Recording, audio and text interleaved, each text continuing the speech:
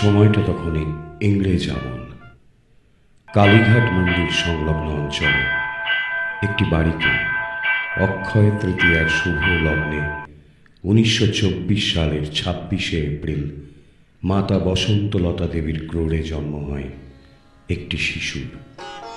নাম রাখা হয় নারায়ণ। পিতা চিত্তসুখ সান্যাল ও মাতা বসন্তলতা দেবী। স্বনামধন্য দ্বিজেন্দ্রলাল রায় তাঁর বাবার মামা, আর তাঁর পিতামহীর বাবা ছিলেন রামতনু লাহিড়ীর অনুজ কালীচরণ লাহিড়ী।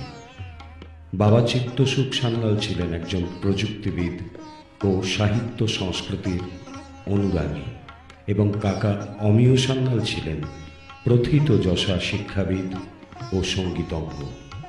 এই পারিবারিক ঐতিহ্যের উত্তরাধিকারী হলেন স্বনামধন্য বহুমুখী প্রতিভাধর নির্ভীক নিরপেক্ষ সত্যনিষ্ঠ সাহিত্যিক প্রযুক্তিবিদ ও চিত্রশিল্পী নারায়ণ সান্যাল। নারায়ণ সান্যালের স্কুল জীবন শুরু হয় সিটি স্কুল থেকে, তারপর হিন্দু স্কুল, শেষে আসানসোলের AIR থেকে 1940 সালে ম্যাট্রিক পাশ করেন। তারপর সেন্ট জেভিয়ার্স থেকে ISC পাশ করেন এবং 1944 সালে BSc পাশ করেন কৃষ্ণনগর গভর্নমেন্ট কলেজ থেকে।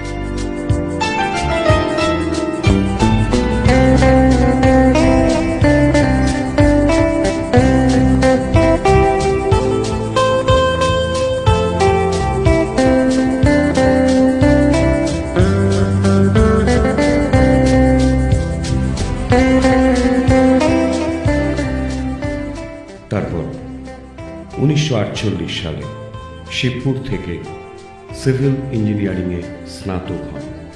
প্রথম চাকরি পান PWD ডিপার্টমেন্টে, পোস্টেড বালুঘাট। এই সময় অর্থাৎ ওই 1948 সালেই ABTA আয়োজিত প্রবন্ধ প্রতিযোগিতায় বর্ধমান জেলার মধ্যে প্রথম হন শ্রীনারায়ণ সান্যাল। 1950 সালে ময়মনসিংহের রাজা জগৎ কিশোরের দৌহিত্র বংশের কন্যা সবিতা লাহিড়ীর সাথে নারায়ণ সান্যাল 7 পাকে আবদ্ধ হন। তাঁর বৌভাতের দিন ঘটে এক মজার ঘটনা। ওই দিনই আনন্দবাজার পত্রিকায় একটি খবর বের হয় যে একটি প্রবন্ধ প্রতিযোগিতায় সবিতা লাহিড়ী প্রথম পুরস্কার পেয়েছেন। নিজের সহধর্মিণীকে চমৎকৃত করার এক অভিনব প্রয়াস আমরা দেখতে পাই এবং সেই সঙ্গে পরিচয় পাই তাঁর রসবোধেরও। এরপর 1952 সালে তৎকালীন বাংলার মুখ্যমন্ত্রী বিধানচন্দ্র রায়ের কাছ থেকে সবিতা সান্যাল পঞ্চবার্ষিকী প্রবন্ধ প্রতিযোগিতায় প্রথম পুরস্কার গ্রহণ করেন। নাদের সাথে দেখা আমার হতো মুস্কি পয়লা বৈশাখে প্রকাশকদের কাছে, আর দেখা হতো বইমেলাতে। বেশ করে ওর মৃত্যুর প্রায় 10 বছর আগে থেকে প্রতি বছর বিশেষ করে ডেজের স্টলের সামনে চেয়ার প্রস্তুত পেতে রাখত। সে আমি যেতাম ওখানে বসাতো, আর গিয়ে দেখতাম নারায়ণদা আর টিমাই করা যাচ্ছে, ওরা থাকতেনই সেখানে।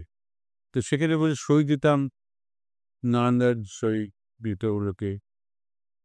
আমি দণ্ডক সরবরি থেকে আরম্ভ করি, সেই দণ্ডক সরবরিকে আমি পরে যাই, কারণ ওর সঙ্গে আরও অনেক পাতা শুনতে পাই। আমার মতেই ছিল তারা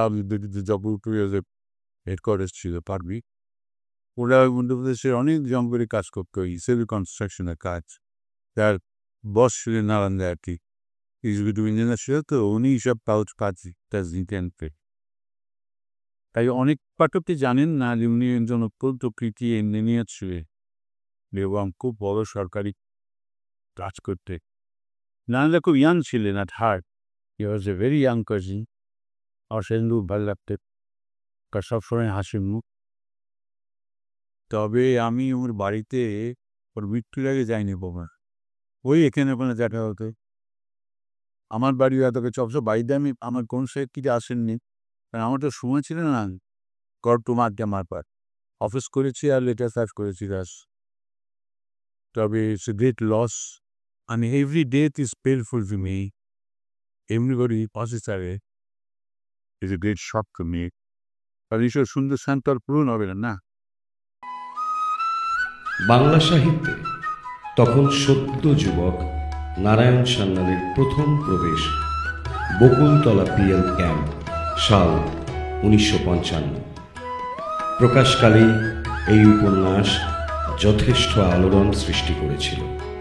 এই সময় মুশকিলা আসার নাটকে সস্ত্রীক অভিনয় করে শক্তিগড় ও বর্ধমানে বহুল প্রশংসা পান। নারায়ণ ও সবিতার 3 ছেলে, অনিন্দিতা, তীর্থ রেণু ও মৌ। এরপর গ্রামবাস্তু সর্বভারতীয় প্রতিযোগিতায় শ্রেষ্ঠ গ্রন্থরূপে প্রথম পুরস্কার পায়। বিষয়ের বৈচিত্র্যে ভরা, গবেষণাধর্মী, তথ্য সমৃদ্ধ একটির পর একটি সৃষ্টিশীল রচনা করে তিনি কৃতিত্বের স্বাক্ষর রেখে গেছেন। তার মোট গ্রন্থ 141টি। মৃত্যুর মা, আচ্ছা, বইটার এরকম একটা নামকরণের কারণটা যদি আপনি ব্যাখ্যা করেন। এটা তো তোমাকে ওখানে বলেছিলাম, তো এখন যারা শুনছে তারা হয়তো জানে না। এটা হচ্ছে গত বিশ্বযুদ্ধে প্রায় 1 কোটি মানুষকে পুড়িয়ে মারা হয়েছিল গ্যাস চেম্বারে। তাদের অপরাধ, তারা ধর্মে ইহুদি। তো এই যে হিটলারের এই কাণ্ডটা, তার মধ্যে মারা গিয়েছিলেন ডক্টর জানুস করচফ। ইনি কিন্তু ইহুদি নন, ইনি ছিলেন খ্রিস্টান। কিন্তু তিনি ওয়ারশর একজন বড় ডাক্তার ছিলেন, gynaecologist, practically first gynaecologist in ওয়ারশর। তো তার অধীনে তিনি তৈরি করেছিলেন একটা ইহুদিদের, মানে জুডাইজমের ধর্মের বাচ্চা ছেলেদের একটা অরফানেজ।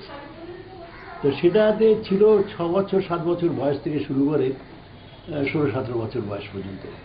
তো হিটলার যখন পোল্যান্ড আক্রমণ করলো, অধিকার করলো, তখন তার উপর আদেশ এলো যে ওই বাচ্চাগুলিকে কনসেন্ট্রেশন ক্যাম্পে পাঠিয়ে দিতে হবে এবং সেখানে তাদের গ্যাস চেম্বারে মারা হবে। ডক্টর করচফ সেটা অস্বীকার করলেন। অস্বীকার করাতে আদেশ হলো যে তাহলে আপনাকেও যেতে হবে। উনি তার সঙ্গে সেখানে চলে গেছিলেন। তো যাওয়ার সময় যখন ওদের ধরে নিয়ে যাবে, তখন ওর আশ্রমের অন্যান্য ইয়েরা বললেন যে আমরা বাচ্চাগুলোকে কি বলবো, যে আমরা মরতে যাচ্ছি, গ্যাস চেম্বারে পুড়তে যাচ্ছি। বলে না, এইটুকু বাচ্চা, 6 বছরের বাচ্চাকে কি তা বলা যায়?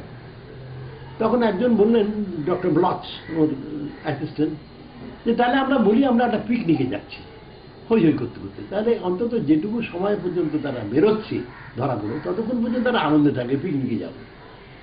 না না, বাচ্চাদের মিথ্যে কথা বলতে নেই। তখন ডক্টর ব্লচ ছুটে গিয়ে বলে, স্যার আমরা বাচ্চাদের মিথ্যে কথা বলি না এই জন্য যে তারা বড় হয়ে যেন মিথ্যা অবলম্বন না করে। কিন্তু এদের জীবন আর কি, এদের 3-4 সপ্তাহের মধ্যে এদের জীবন খতম। তো এদের কাছে আর সত্য মিথ্যার প্রভেদ দেখে ডক্টর করছে বলেছেন, না, বাচ্চাদের আমরা মিথ্যা অবলম্বন করতে শেখাই না এই জন্যে যে সত্যকে কোনো অবস্থাতেই পরিত্যাগ করা যায় না। সেই কারণে এটা আদর্শগত কারণ, it's a Creed, it's not a policy. Honesty is not the best policy, honesty is the best Creed. তো বলে, স্যার আপনি তাহলে কি করতে চান? এদের বলবো না কি? বললেন, আমি স্থির করেছি এদের দিয়ে একটা নাটক অভিনয় করাবো। তাতে কি লাভ? নাটক লিখেছেন একজন ভারতীয় ভদ্রলোক, কি ভাষায় লিখেছেন আমি জানি না। তার নাম হচ্ছে ডক্টর রবীন্দ্রনাথ ঠাকুর। তার একটা জার্মান অনুবাদ আছে, বইটার নাম হচ্ছে পোস্ট অফিস, ডাকঘর। তার মাধ্যমে সেই ইন্ডিয়ান সাবান বলতে চেয়েছেন যে মৃত্যু জীবনের শেষ নয়, মৃত্যু একটা তরুণ দ্বার, তার মধ্যে দিয়ে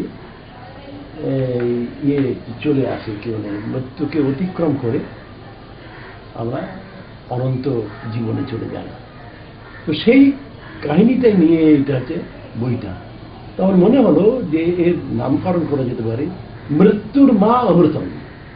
মানে মনুষ্যদের একটা মন্ত্র আছে, असतो मा सद्गमय तमसो मा ज्योतिर्गमय मृत्युर्मा मृतंगमय আবিরাবির মেধি।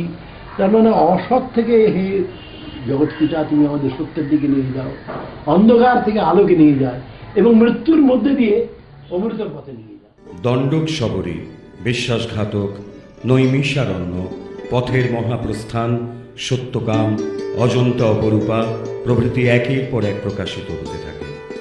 1969 সালে অজন্তা অপরূপা রবীন্দ্র পুরস্কারে ভূষিত হয়।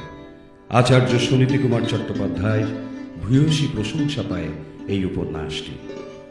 1973 সালে জাপান থেকে ফিরের জন্য মধুসূদন পুরস্কার, 1974 কলিঙ্গের দেবদেউলের জন্য নরসিংহ পুরস্কার, 1997 সালে বিভূতিভূষণ পুরস্কার, 2000 সালে রূপমঞ্জরি গ্রন্থের জন্য বঙ্কিম পুরস্কার, এছাড়াও বনফুল পুরস্কার, শ্যামাপ্রসাদ মুখার্জি স্মারক পুরস্কারে ভূষিত হন শ্রীনারায়ণ সান্যাল।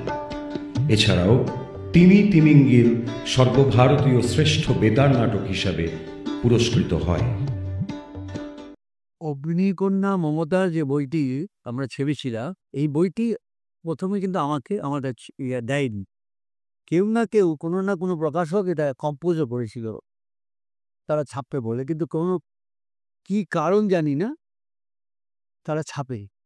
তখন আমি যখন ওনার কাছে বই এখানে পিড়াপিড়ি করি, তখন উনি বললেন যে এই বইটা আছে, তুমি ছাপতে পারো। আমি মনে খায় বই বল মমতার ওপর দিয়ে না চাপ, কারণ উনি কম্পোজ করা অবস্থা দিয়ে আমাকে দিয়ে দিল। আমরা আবার সেটাকে রিকম্পোজ করেছিলাম বোধ হয়, রিকম্পোজ করে ওনাকে দেখে ওনার ভেতরে ছবি টবি সব ওনার, এবং উনি অ্যানালাইসিস করেছে যে মমতা অগ্নিকন্যা কেন, অন্য কিছু বলতে পারতেন তারপর, কিন্তু উনি এবং একটা পেরিট করে গেছে 1998 সালেই ওইটাই হয়েছে। তখন উনি বলেছিলেন যে মমতা টুডে আর টুমরো একটা জায়গায় মানে মুখ্যমন্ত্রীর আসনে বসবেই। এটা হয়তো বা কোনো সন্দেহ রেখে কিন্তু বলেননি, এবারে মানে ভেরি বলে গেছেন যে উনি আসবেই। 1998 সালে বলেছে, আর উঠতে এলে 2011-তে উনি মুখ্যমন্ত্রী হলে লাস্টের দিকে, সেটা একমাত্র নারায়ণ সান্যালই বলে গেছে। আর আমি কারো এইরকম জোর দিয়ে হবেনি এ কথা কেউ বলতে পারে আমি করেছি, আমি সাকসেসফুল, ওইটা বিক্রিও হয়েছি, এখনো হয়।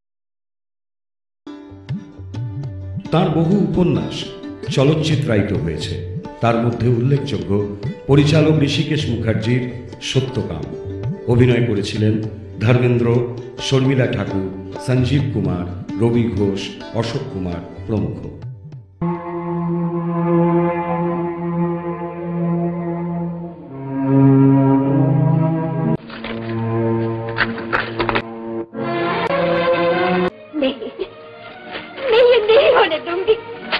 तुम जानते थे ना मैं इसे फाड़ दूंगी, जानते थे ना? তার গ্রন্থ নাগ চম্পা যদি জানতেম নামে চলচ্চিত্রায়িত হয়। না না, ভৌতিক না, পৈশাচিক। কি বলছেন আপনি? আগরওয়াল গুলিবিদ্ধ হয়েছিল রুবি কাম্পানের ওই বছরের তৈরি ওই মডেলেরই আরেকটি রিভলভারের গুলিতে। অভিনয় উত্তম কুমার, সৌমিত্র চট্টোপাধ্যায়, সুপ্রিয়া দেবী, হারাধন বন্দ্যোপাধ্যায়, রুমা গুহ ঠাকুরতা প্রমুখ। কৌশিক মিত্র। ইয়েস। এক্সপিরিয়েন্স? কিছু না। 211 টাকা লিখেছেন কেন? তার কারণ 211 টাকা মাইনে পেলে আমি কাজে জয়েন করতে রাজি আছি। আজকের দিনে একজন ভালো রাজমিস্ত্রির দৈনিক মজুরি 7 টাকা, অর্থাৎ মাসে দাঁড়ায় 210 টাকা। পাশ করে ইঞ্জিনিয়ার হয়ে এর চেয়ে কম চাইতে আমার ভ্যানিটিতে লাগছিল, তাই 1 টাকা বেশি চেয়েছি, 211। অশ্লীলতার দায়তে অভিনয় করেন সত্য বন্দ্যোপাধ্যায়, চিরঞ্জিত চক্রবর্তী, বিপ্লব চট্টোপাধ্যায়। এই মামলায় একটি মাত্র বিচার্য বিষয়, এবং তা হলো সাগর সঙ্গমে বইটিকে কি আজকের সমাজ ব্যবস্থায় আমরা অশ্লীল বলে মনে করব? এই শতাব্দীর গোড়ার দিকে একজন সর্বভারতীয় জননেতা সক্ষোভে বলেছিলেন কোনারক এবং খাজুরাহের মিথুন মূর্তিগুলো ভেঙে ফেলা উচিত। সে কথা শুনে শিল্পাচার্য নন্দলাল আটকে উঠে বলেছিলেন, অত্যন্ত সাংঘাতিক প্রস্তাব, এগুলো গেলে শিল্প সৃষ্টির কতগুলো শ্রেষ্ঠ নিদর্শনই চলে যাবে। বীরেশ চ্যাটার্জি পরিচালিত নীলিমায় নীলে অভিনয় করেন তাপস পাল, ইন্দ্রাণী হালদার প্রমুখ। আমি যদি এখন বলি আমি আমার বাড়ি ছেড়ে চলে এসেছি আপনার কাছে, আপনি কি বলবেন? বলবো তুমি তোমার নিজের জায়গাতে এসেছো, এই জায়গার উপরে তোমার অধিকার জন্ম জন্মান্তর ধরে। সাহিত্যিক নারায়ণ সান্যালকে আমরা অন্য পরিচয়তেও পাই, তা হল চিত্র পরিচালক। কলকাতা দূরদর্শনে নিজের লেখা কাহিনী অবলম্বনে উরু কাতু মদনা অভিনয় করেছিলেন মনোজ মিত্র, গীতা দে, কুশল চক্রবর্তী, নয়না দাস, শুভাশিস মুখোপাধ্যায়, দোলন রায়, নিমু ভৌমিক, নারায়ণ সান্যাল নিজে, মৃণাল চ্যাটার্জি, রীতা কয়রাল, সমীর মজুমদার, ধীরেন মুখার্জি প্রমুখ। সাহিত্যিক নারায়ণ সান্যালের বই আমরা অনেক বই করেছি। নারায়ণ সান্যালের সঙ্গে সম্পর্ক আমাদের দীর্ঘদিন কিনা, এবং সেই সম্পর্ক আস্তে আস্তে পারিবারিক সম্পর্কে ঘনিষ্ঠতা। নারায়ণবাবুকে নিয়ে আমাদের প্রকাশনী অনেক স্বপ্ন জড়িয়ে আছে। আমাদের প্রকাশনী ধাপে ধাপে যত বই বেরিয়েছে তার প্রথম দিক থেকেই আমার ধারণা 1980 সালের 79 বা 80 সালের পর থেকেই নারায়ণবাবুর সঙ্গে আমাদের সম্পর্ক আস্তে আস্তে গড়ে উঠেছে। উনার একের পর এক বই, তিনি যা সারা জীবন যা বই লিখেছেন তার 1/3 ভাগ বই আমাদের কাছ থেকে প্রকাশ হচ্ছে। আমরা যেমন প্রকাশ করেছি তার সবচেয়ে জনপ্রিয় বই বিশ্বাসঘাতক, নামানুষ বিশ্বকোষ, রূপমঞ্জরি মতন 3 খণ্ডের উপন্যাস, তেমনি বার করেছি বাস্তুশিল্প, তার সঙ্গে বের করেছি আমি নেতাজিকে দেখেছি, নেতাজি রহস্য সন্ধানে, এরকম অসংখ্য বই আমাদের প্রকাশনা থেকে বের গেছে। তার চলে যাওয়াটা আমরা বুঝতে পারি না যখন তার বইগুলো পাঠক নেন এবং পাঠক তাকে আগ্রহ সহকারে পড়েন, এবং মেলায় যে সমস্ত পাঠক আসেন তার অনেক পাঠকই নারায়ণ সান্যাল সম্পর্কে অনেক জানে। তারা বলেন যে নারায়ণ সান্যালের মুখ বলছিল, জানেন বাসুকে নিয়ে তিনি গোয়েন্দা শ্রীর রহস্য উপন্যাস লিখতেন। হ্যাঁ, সেটা তো আমরা পরবর্তী বার করেছি, কাটায় কাটায় 6 খণ্ডে বেরিয়েছে। এছাড়া উনি একটা দিকে যে রহস্য উপন্যাস, গোয়েন্দা উপন্যাস পিকে বাসুকে নিয়ে তৈরি করেছিলেন, সেটা যেও আজকে জনপ্রিয়। আমরা ভাবতে পারি না যে একটা লেখকের কত রকমের দিক, যেমন আঁকার দিক দিয়ে, যেমন নিজে সিনেমা করতে, যেদিকে তিনি উরু কাতু মদনা বলে একটা সিরিয়ালও করলেন, সেটাও দেখে আমরা খুব কৌতূহল বোধ করেছি। তো এই পারিবারিক লেখকের সম্পর্ক আর আজকে তাদের পরিবারে যারা আছেন তাদের সঙ্গে আমাদের সম্পর্ক একটা আমাদেরও খুব গর্বের বিষয় যে এই লেখক এবং এই লেখকদের পরিবারের সঙ্গে আমরা একাত্ম হয়ে আজকে যে প্রকাশনা জায়গায় আজকে দেশ পাবলিশিং এসেছে, সত্যি আমরা কৃতজ্ঞ, আমরা গর্বিত। আমরা প্রকাশনা জগতে এরকম একটা লেখককে আমরা পেয়েছিলাম এবং দীর্ঘদিন ধরে পেয়েছি। তার আগ্রহ, তার বই প্রকাশের লেখনী, তার আঁকা, কি নেই তার মধ্যে, যে উনি এত পরিশ্রম করে করতেন। আমি একটা নামানুষী বিশ্বকোষ আমরা যখন প্রথম প্রকাশ করতে যাচ্ছি, আমি সেই বইটার পেছনে আমার নিজেরই লেগেছিল 6 মাস। প্রত্যেকবারে একটা ইলাস্ট্রেশন ভুল হচ্ছে, একবার আমি কম্পোজ করছি, একবার উনাকে দেখাচ্ছি, একবার ব্লক হচ্ছে, নানা রকমের একটা বইকে স্যাটিসফাই করে তৈরি করতে প্রায় 6 মাস লেগেছিল।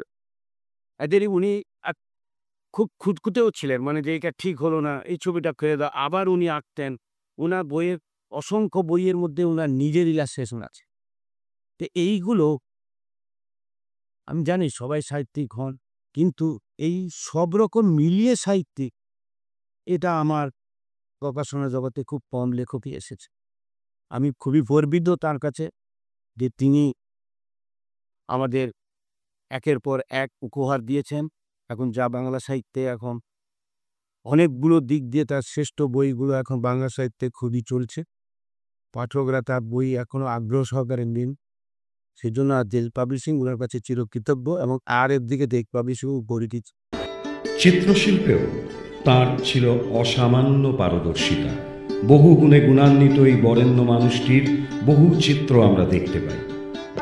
জল রং, টেম্পারা, চাইনিজ ইঙ্ক ও ডট পেনে তিনি তাঁর বিষয়বস্তু সযত্নে পরিবেশন করে গেছেন এবং নিখুঁত অলঙ্করণে প্রমাণ করেছেন যে চিত্রকলা জগতেও তাঁর আসন চিরস্থায়ী।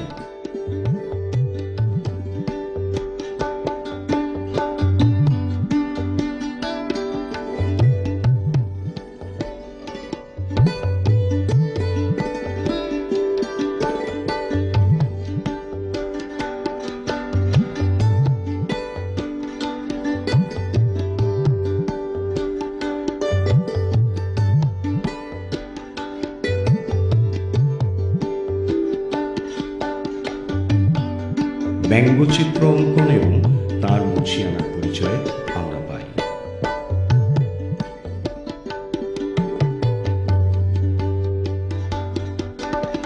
নারায়ণ সান্যালকে নারায়ণ দাও বলবো না, নারায়ণ কাকুও বলবো না।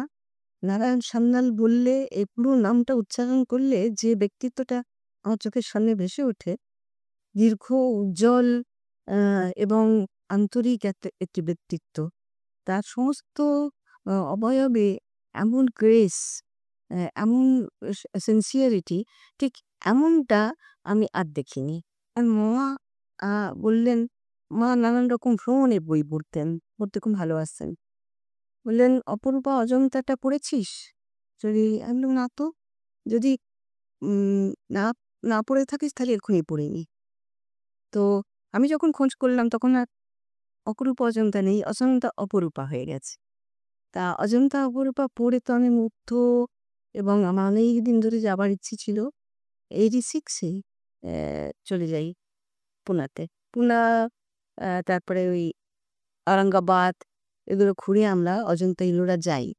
তা অজন্তাতে লুকিয়ে নানা রকম ছবি দেখছি, ওইটা কোথায় সেটা কোথায় পড়ছি, সেটা তো এরকম হলো, আমি যেরকম ভেবেছিলাম সেরকম হলো না, এটা না, এই ফিগারটার এই মানে এই সমস্ত বলছি। শুনতে শুনতে গাইড বাটরা বলতে, have you read Narayan Sanyal? তখন আমি বললাম, ইয়েস। তো এইরকমই নারায়ণ সান্যালের ব্যক্তিত্ব এবং তার কাজের যে গভীরতা, যে গাইডটা শুধু জানে যে একজন বাঙালি ভদ্রলোক দীর্ঘদিন ধরে এখানে এসে বসে স্কেচ করেছেন, কষ্ট সহ্য করেছেন, খুঁটিনাটি ডিটেল সংগ্রহ করেছেন। হ্যাঁ, মানে তিনি প্রায় একটা লেজেন্ডের মতন। আর যখন ওই কথা বললো আমাকে, এবং যখন ওইটা শুনতে শুনিয়ে যেমনি একটা গৌরব বোধ হলো, তাই এটা আনন্দ। তখনও কিন্তু আমি নারায়ণ সান্যালকে নিট করিনি। তারপরে তো একটার পরে একটা অশ্লীলতার দায়ে, তারপরে আরো আরো আর একটা ওই যে বিশ্বাসঘাতক, তারপরে গজ, মুক্তা, এই সমস্ত পড়েছি। পড়ার তৃষ্ণাটা বেড়েই গেছে, কারণ সবকিছু শেষ করতে পারিনি, কিন্তু করবো ঠিক। তো আমার একটা আশ্চর্য লাগতো যে নারায়ণ সান্যাল এরকম সিনসিয়ার এবং কি বলবো, একজন খাঁটি পরিশ্রমী লেখক, এবং এত সুন্দর এর ভাষায়, সেটা ওর কাছ থেকে শিখেছি যে জীবন যেভাবে আসে তাকে সেভাবে মেনে নিতে হয়। আমি যতটুকু ওর সঙ্গে মিশেছি, যতটুকু ওর সংস্পর্শে এসেছি, আমি এরকম নিখাদ ভদ্রলোক, অথচ এত সহজ সরল আন্তরিক ভদ্রলোক, এত প্রতিভা সম্পন্ন, অথচ এত বিনয়ী। বিনয়ের মধ্যে কিন্তু কোনো খাদ ছিল না যে আমি দেখাচ্ছি বিনয়, সহজ বিনয় ওর। তো আমি নারায়ণ সান্যালকে শ্রদ্ধা করি, প্রায় পূজার পিঠে বসিয়ে রাখি। এই লোকোত্তর প্রতিভার অধিকারী মানুষটি মহাপ্রয়াণ হয় 2005 সালের 7ই ফেব্রুয়ারি। কিন্তু তিনি কি চলে গেছেন আমাদের থেকে? মনে হয় না। এরা তো জান না যে স্বাক্ষর রেখে গেছেন আমাদের কাছে, সেখানেই তিনি বেঁচে আছেন, বেঁচে থাকবেন।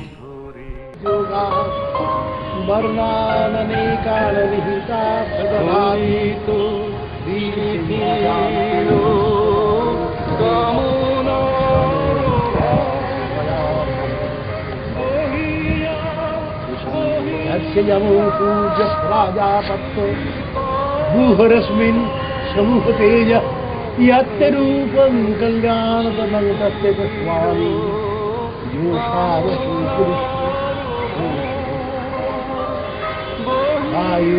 वायुरनिलमृतमक्रीडं अश्वान्तय शरीरम् ॐ क्रतो स्मर कृतं स्मर क्रतो स्मर